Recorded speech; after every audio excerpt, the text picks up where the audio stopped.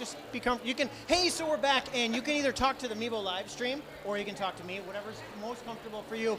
We, as promised, are continuing our live Meebo live stream red carpet coverage here at the Twin Cities Film Fest 10th anniversary preview gala at the Calhoun Beach Club, which is a brand new location for us doing this. And I get to be your host tonight, Doug Sidney.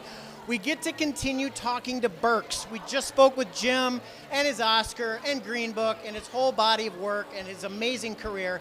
Now we get to talk to the siblings and find out a little more about both Patrick and Annie and Jim as well. So thank you for joining us. This is so great. Have you been to a preview gala for the Twin Cities Film Fest before?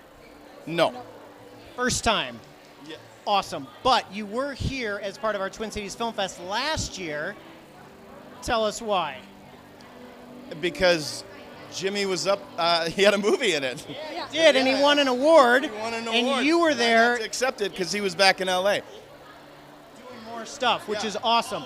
And so now we get to talk to you. Did we get to talk to you last time too? I think so, yeah. Okay. Annie, we got to... I'm a bigger deal than Jimmy. Well, so, that's why we're talking to yeah. you. So Jimmy was the warm-up, and now you're the main event with yeah, Sis. Yeah. So Annie, you babysat for him?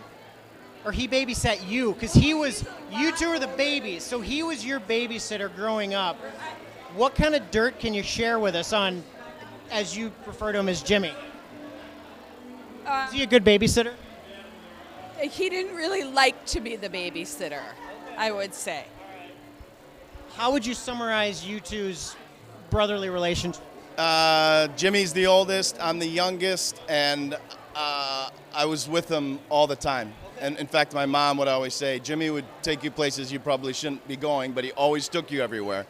And great experience. He'd also, he loved when you would say Jimmy is great, and I would never say that until he'd catch me and then just pound the shit out of me until I said Jimmy is great. Yep. Older brother stuff, yeah. For sure. So when did he, and I use this term loosely and humorously, when did he become such a film geek? He basically, since he was growing up. I mean, he was one of his first jobs as a manager at Yorktown Movie Theater, and he always knew he wanted to be in the film business, which is cool because not many people know that. And have achieved the heights that he has. In all seriousness, we were talking about the work that he's been a part of, the films. I'm sure you've seen them all. Are you all a film family, or was this kind of his thing? Well, our lineage is, our grandfather worked for 20th Century Fox. I think he was a film distributor. And then our dad was in radio, TV, film, and so... They did that work where? Here. Really? So growing up, we would go to screenings of movies because our grandpa had films to show. I have memories of that. We were pretty little when that was happening, he and I. What line of work are the two of you in, if I may? Real estate.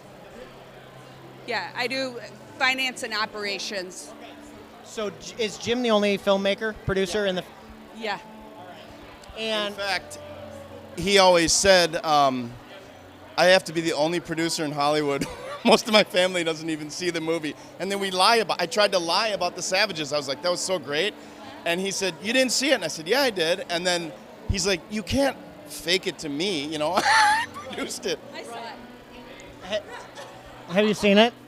Not yet. It's on my list. It's on your list. Yeah. Absolutely. But I've seen most of them.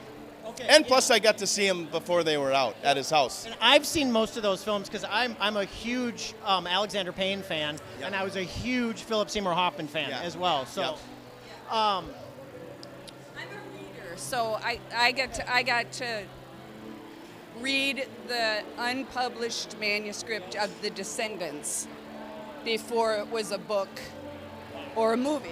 So that was cool, just because he and I share the love of reading. what was it like seeing that come to fruition on the screen in terms of, was the cast who you kind of envisioned? You know, because we always put characters together when we're reading.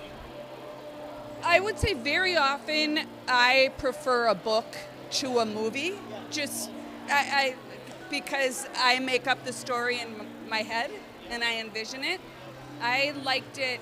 I liked the film even better than I liked the book. So, which is unusual. I'm just a book nerd, so I don't know if that doesn't mean anything to anybody but me. But it. So is Jimmy. He's a book. Those two read the Well, book. he's most certainly an intellectual, and for him to have the creative genius that he does as well, that's a rare gift. Green Book.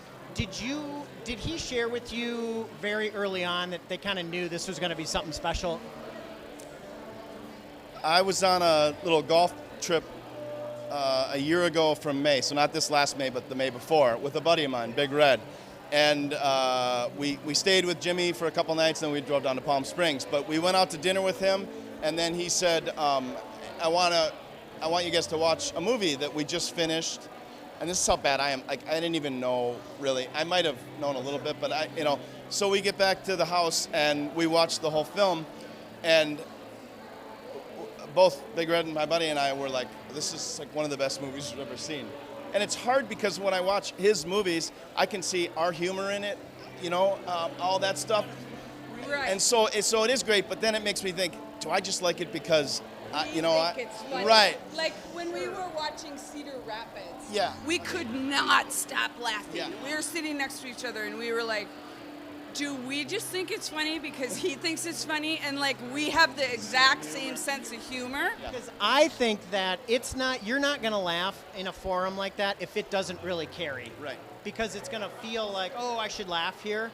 And the best of the best, they write what they know. And for him to incorporate a lot of that stuff from his family upbringing, Yeah. it's amazing. We could talk all night. Yeah. So Patrick and Annie Burke, we got to talk to them as part of our preview gala here at the Twin Cities Film Fest. We're going to be back with a little bit more coverage live at the Calhoun Beach Club. Stay with us.